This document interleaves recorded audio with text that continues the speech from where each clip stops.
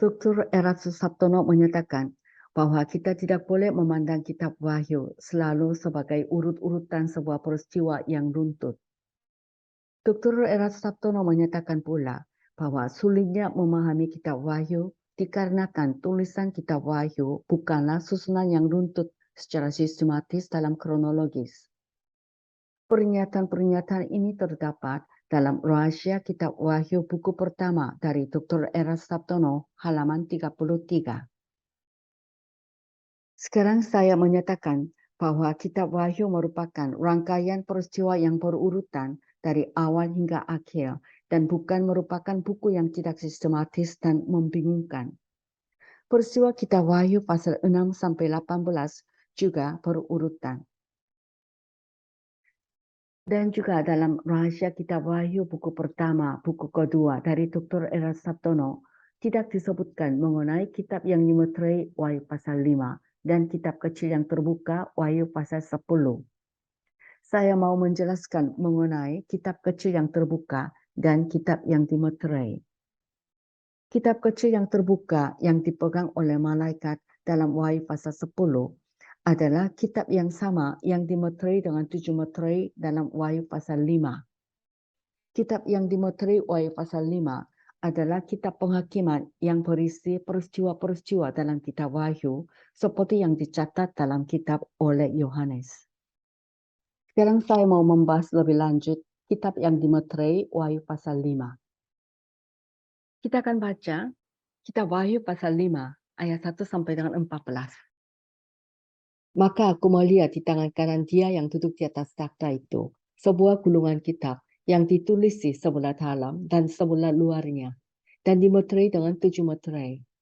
Dan aku melihat seorang malaikat yang gagah yang berseru dengan suara nyaring, katanya, siapakah yang layak membuka gulungan kitab itu dan membuka meterai-meterainya? Tetapi tidak ada seorang pun yang di surga atau yang di bumi atau yang di bawah bumi yang dapat membuka gulungan kitab itu atau yang dapat melihat sebelah dalamnya. Maka menangislah aku dengan amat sedihnya, karena tidak ada seorang pun yang dianggap layak untuk membuka gulungan kitab itu ataupun melihat sebelah dalamnya. Lalu berkatalah seorang dari tua-tua itu kepadaku, jangan engkau menangis. Sesungguhnya singa dari suku Yehuda, yaitu Tunas Daud, telah menang, sehingga ia dapat membuka gulungan kitab itu dan membuka ketujuh meterainya. Maka aku melihat di tengah-tengah takhta dan keempat makhluk itu, dan di tengah-tengah tua-tua itu, berdiri seekor anak domba seperti telah disembelih, bertanduk 7 dan bermata 7. Itulah ketujuh roh Allah yang diutus ke seluruh bumi. Lalu datanglah anak domba itu dan menerima gulungan kitab itu dari tangan dia yang duduk di atas takhta itu. Ketika ia mengambil gulungan kitab itu, tersungkurlah keempat makhluk dan ke-24 tua-tua itu di hadapan anak domba itu, masing-masing memegang satu kecapi dan satu cawan emas penuh dengan kemenyan. Itulah doa orang-orang kudus. Dan mereka menyanyikan suatu nyanyian baru, katanya. Engkau layak menerima gulungan kitab itu dan membuka meterai-meterainya, karena engkau telah disembelih dan dengan darahmu engkau telah membeli mereka bagi Allah dari tiap-tiap suku dan bahasa dan kaum dan bangsa. Dan engkau telah membuat mereka menjadi suatu kerajaan dan menjadi imam-imam bagi Allah kita. Dan mereka akan memerintah sebagai raja di bumi. Maka aku melihat dan mendengar suara banyak malaikat sekeliling takhta, makhluk-makhluk dan tua-tua itu. Jumlah mereka berlaksa-laksa dan beribu-ribu laksa. Katanya dengan suara nyaring, anak domba yang disembelih itu layak untuk menerima kuasa dan kekayaan dan hikmat dan kekuatan dan hormat dan kemuliaan dan puji-pujian. Dan aku mendengar semua makhluk yang di surga dan yang di bumi dan yang di bawah bumi dan yang di laut dan semua yang ada di dalamnya berkata, bagi dia yang duduk di atas takhta dan bagi anak domba adalah puji-pujian dan hormat dan kemuliaan dan kuasa sampai selama-lamanya. Dan keempat makhluk itu berkata, amin. dan tua-tua itu jatuh tersungkur dan menyembah. Wahyu pasal 5 ayat 1-4 membahas tentang kitab surgawi. Wahyu pasal 5 ayat 1. Maka aku melihat di tangan kanan dia yang duduk di atas takhta itu sebuah gulungan kitab yang ditulis di sebelah dalam dan sebelah luarnya, dan dimeterai dengan 7 meterai. Aku melihat di tangan kanan dia yang duduk di atas takhta itu. Dia yang duduk di atas takhta itu adalah Allah Bapa. Dan di tangan dia yang duduk di atas takhta itu ada sebuah gulungan kitab. Allah yang duduk di atas takhta, Yesaya pasal 6 ayat 1. Mazmur pasal 47 ayat 9. Kitab yang dimeterai berada di tangan kanan Allah, siap untuk diberikan kepada yang layak jika dia dapat ditemukan. Sebuah gulungan kitab yang ditulis di sebelah dalam dan di sebelah luarnya dan dimeterai dengan 7 meterai. New Revised Standard Version di catatan kaki, write on the inside and sealed on the back, tertulis di bagian dalam dan disegel di bagian belakang. Jadi, sebuah gulungan kitab yang ditulis di sebelah dalam dan di sebelah luarnya dimeterai dengan 7 meterai. Kitab ini ditulis di dalam dan di belakang, di sebelah luarnya disegel dengan 7 meterai yang harus dibuka sebelum isi di dalamnya dapat terungkap, seperti di Wahyu pasal 10 ayat 1-11. Jadi anak domba membuka ketujuh meterainya.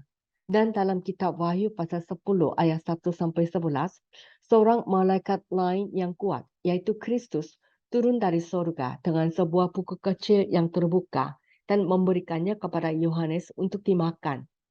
Alasannya adalah untuk mengungkapkan apa yang tertulis di dalamnya melalui Yohanes. Kitab yang dimeterai memuat peristiwa-peristiwa dalam kitab Wahyu, seperti yang dicatat dalam kitab oleh Yohanes. Kitab yang dimeterai bukan kitab penebusan atau akta judul bumi, seperti yang diajarkan beberapa orang. Tidak ada referensi untuk buku-buku seperti itu di seluruh kitab suci. Meterai-meterai yang mengikat kitab itu dengan jelas dinyatakan berisi peristiwa-peristiwa tertentu. Wahyu pasal 6 ayat 1 sampai pasal 8 ayat 1.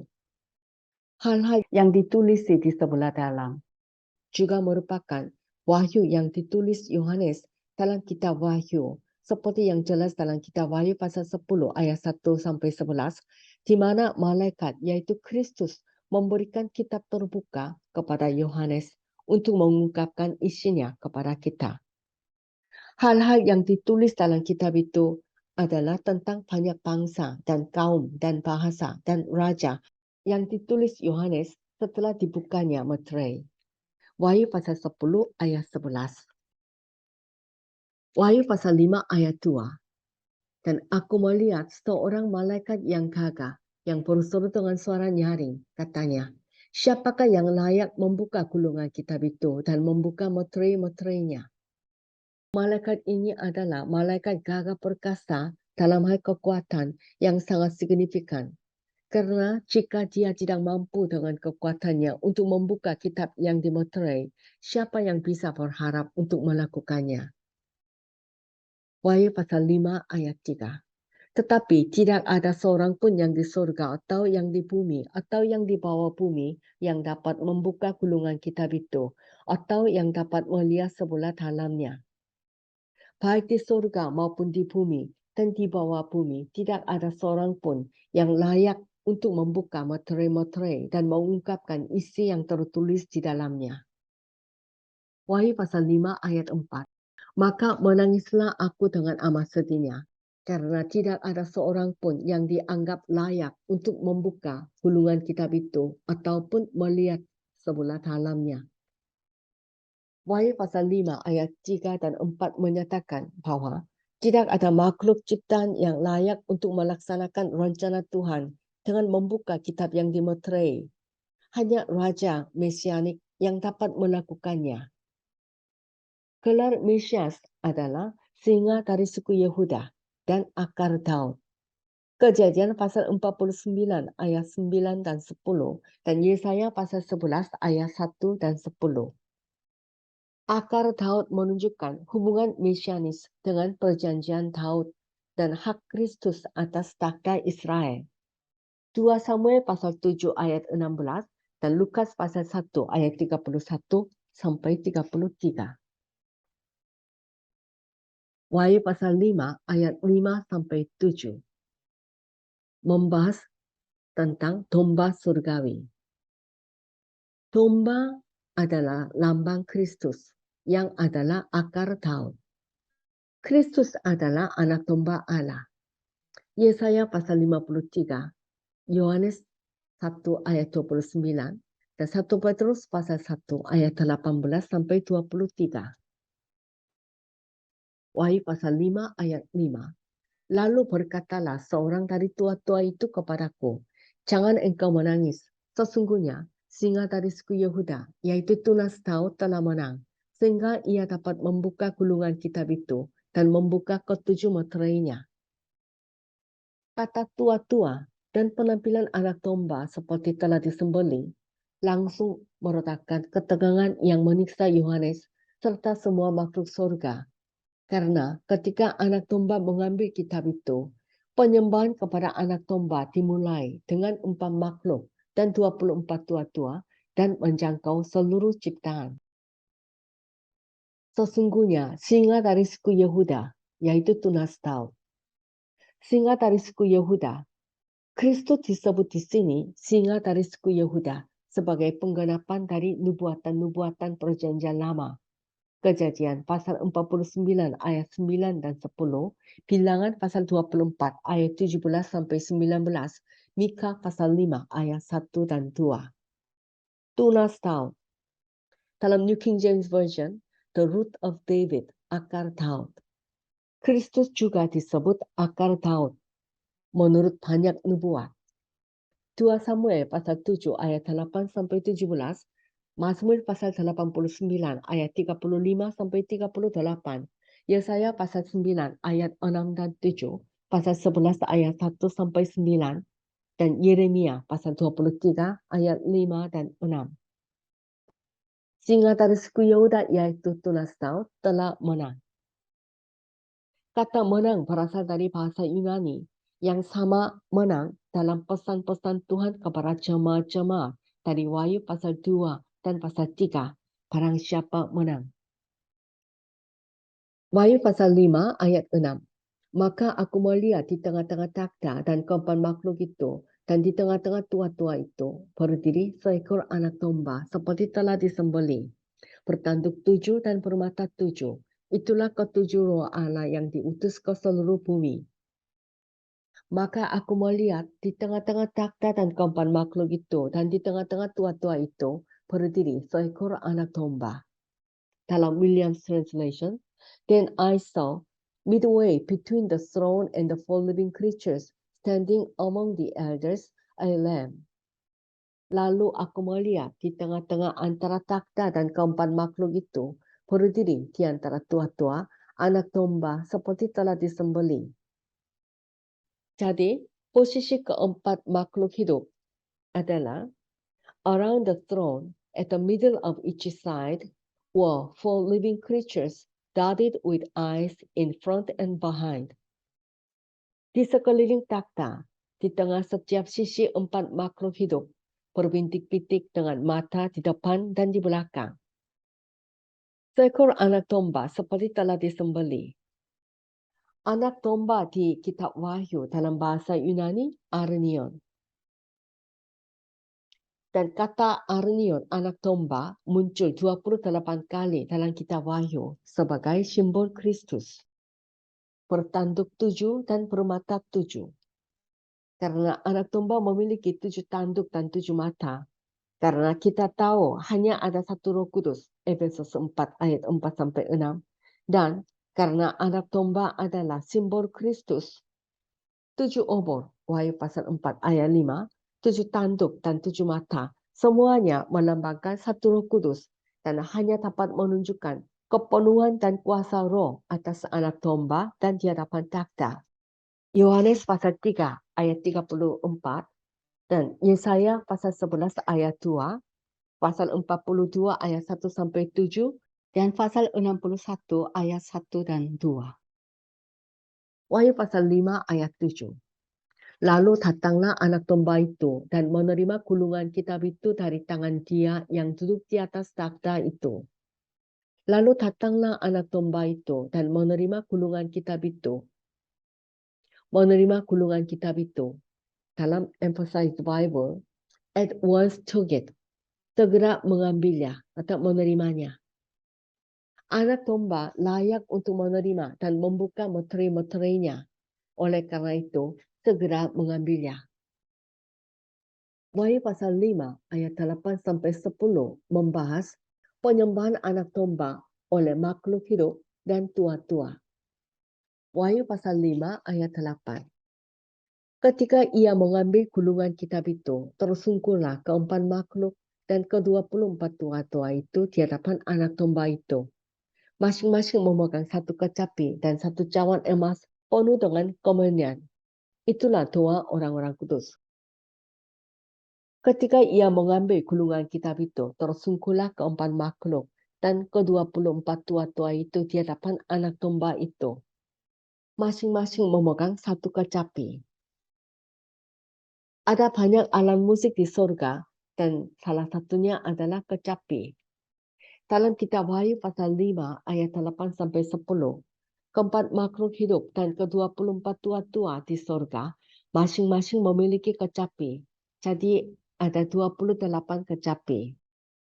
Dalam Wahyu pasal 14 ayat 2 dan 3, 144.000 orang Yahudi yang diangkat ke surga masing-masing memiliki kecapi.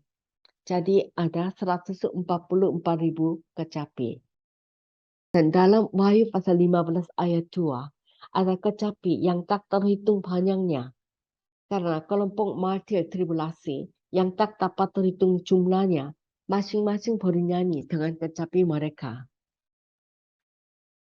Wahyu pasal 6 ayat 9 sampai 11 dan pasal 7 ayat 9 sampai 17.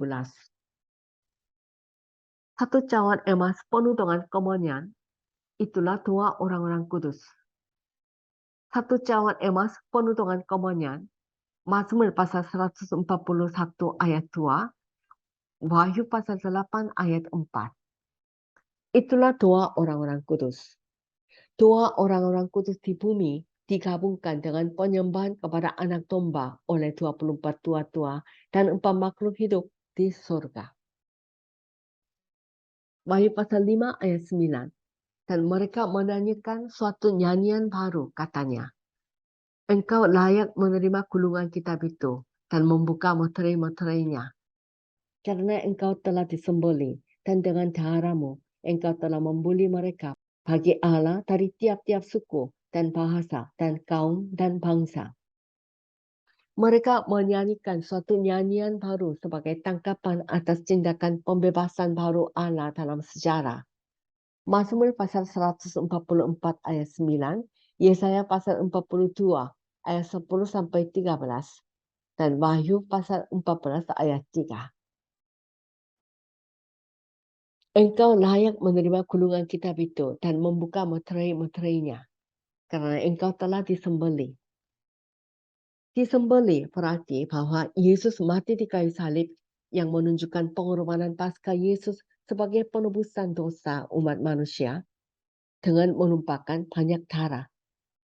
Wahyu pasal 5 ayat 12, pasal 13 ayat 8, Keluaran pasal 12 ayat 1 sampai 28, 1 Korintus pasal 5 ayat 7. Dengan darahmu engkau telah membeli mereka bagi Allah.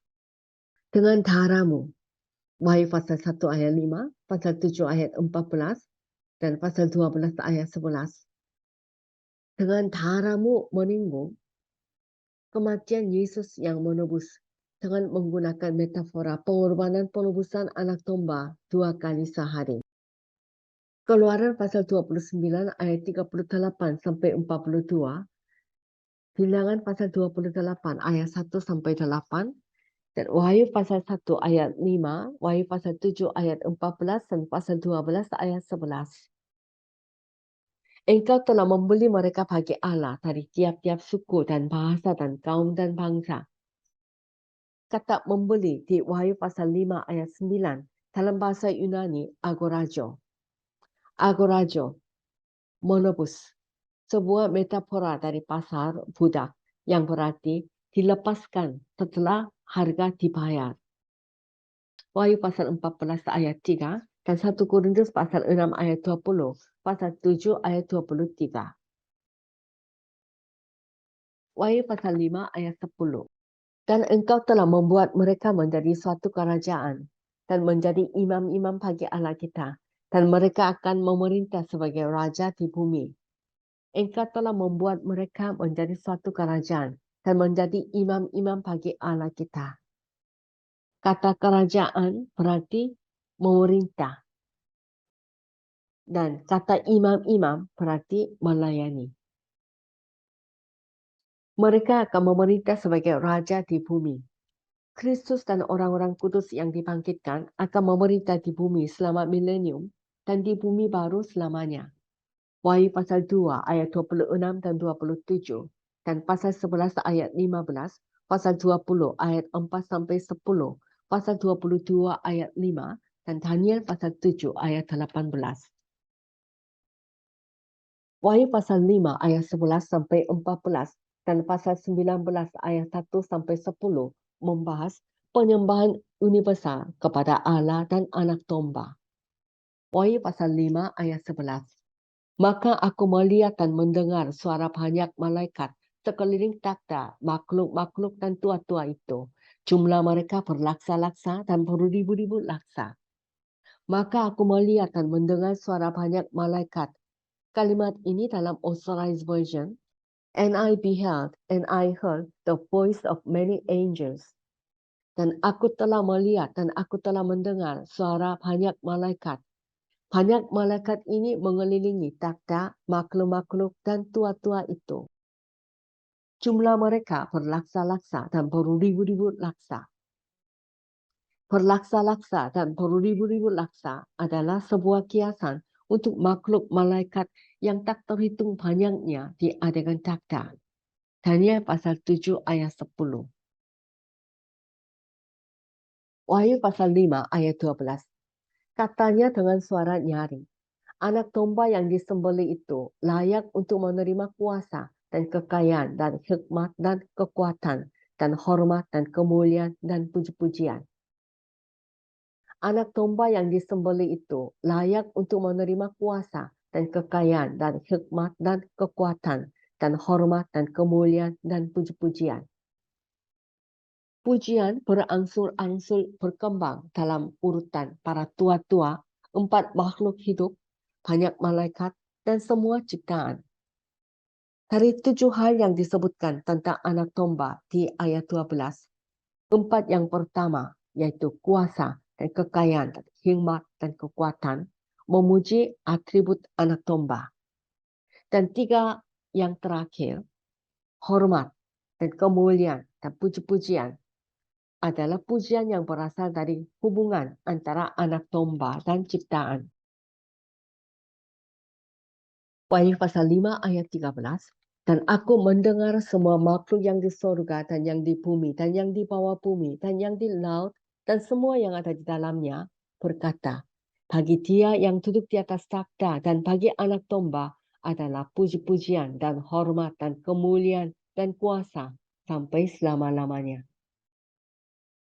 Dan aku mendengar semua makhluk yang di surga dan yang di bumi, dan yang di bawah bumi, dan yang di laut, dan semua yang ada di dalamnya.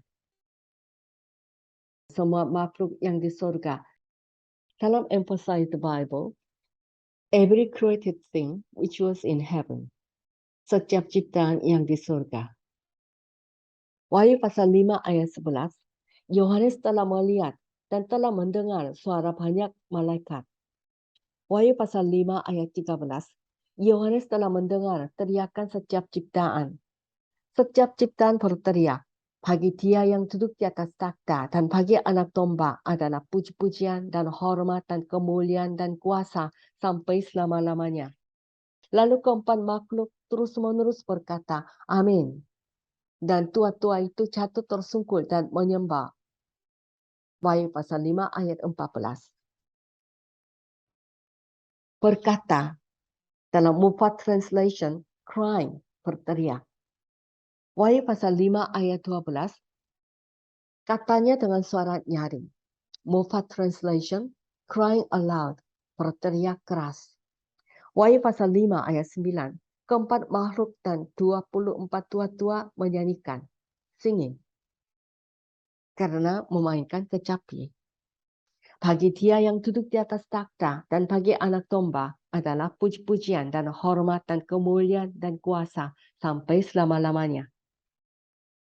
Kuasa di sini berarti kuasa memerintah. Wahyu pasal 1 ayat 6b. Bagi Dialah, yaitu Kristus, kemuliaan dan kuasa sampai selama-lamanya. Amin. Wahyu pasal 5 ayat 14. Dan keempat makhluk itu berkata, Amin. Dan tua-tua itu jatuh tersungkur menyembah. Dan keempat makhluk itu berkata, Emphasize Bible, and the four living creatures continue to say, Amen. Dan keempat makhluk itu terus berkata, Amin. Karena setiap ciptaan terus berteriak, maka menanggapi teriakan setiap ciptaan, keempat makhluk itu terus berkata, Amin. Dan tua-tua itu jatuh tersungkur menyembah. Haleluya. Allah Bapa, kami berterima kasih karena kami boleh mengetahui kitab yang ditulis di sebelah dalam dan di sebelah luarnya dimeterai dengan 7 meterai. Anak Domba menerima gulungan kitab itu dari tangan Dia yang duduk di atas takhta dan membuka meterai-meterainya. Wahyu pasal 6 ayat 1 sampai pasal 8 ayat 1. Anak Domba membawa kitab yang terbuka lalu memberikannya kepada Yohanes untuk mengungkapkan apa yang tertulis di sebelah dalamnya. Dan apa yang tertulis di sebelah dalamnya adalah tentang banyak bangsa dan kaum dan bahasa dan raja-raja di bumi. Wahyu pasal 10 ayat 1 sampai 10. Dan kitab ini memuat peristiwa-peristiwa yang ditulis oleh Yohanes tentang penghakiman yang akan menimpa banyak bangsa di bumi selama 3,5 tahun kedua. Bapa, kami ingin pembacaan kitab Wahyu menyebar dari Indonesia ke seluruh dunia. Dalam nama Yesus kami berdoa. Amin.